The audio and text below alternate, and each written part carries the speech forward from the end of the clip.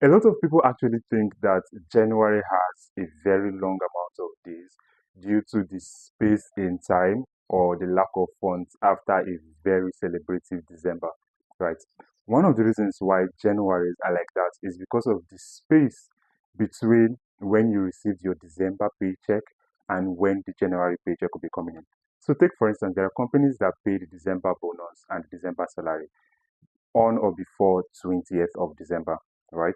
Now, within 20th of December down to the last day of December, and then we have the beginning of January up until the last day of January before the paycheck for January comes in.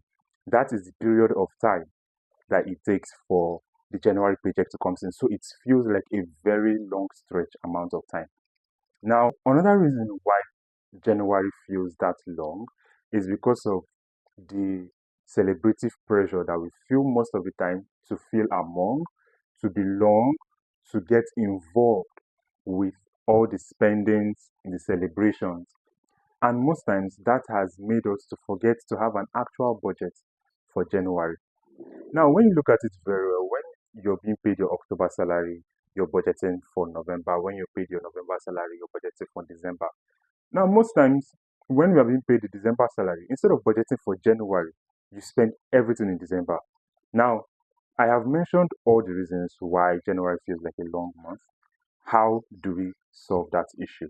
The first step to solving that issue is having a budget and sticking to the budget.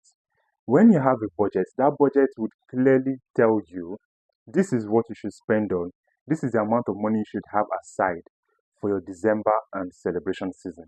This is the amount of money that you should be spending on sending to your family relatives, or this is the amount of money you should be spending on this, on that. That way, would have a separate amount of money set aside for January that is already on its own, waiting for that time for it to be used. This is one way. Now, the second way is trying as much as possible not to be pressured by all the celebrations happening around us. I know it feels like a lot when our friends are going out, our friends are having so much fun, our friends are involved in a lot of things, and we are begging them to involve us. Now, it is going to feel like a lot of pressure, but I can tell you that after that pressure, your money is going to feel the pressure. So, to avoid your money feeling that pressure, you have to avoid it. These are the practical steps to avoiding January feeling like a long month to you. Let me know what you think about in the comment section and follow for more.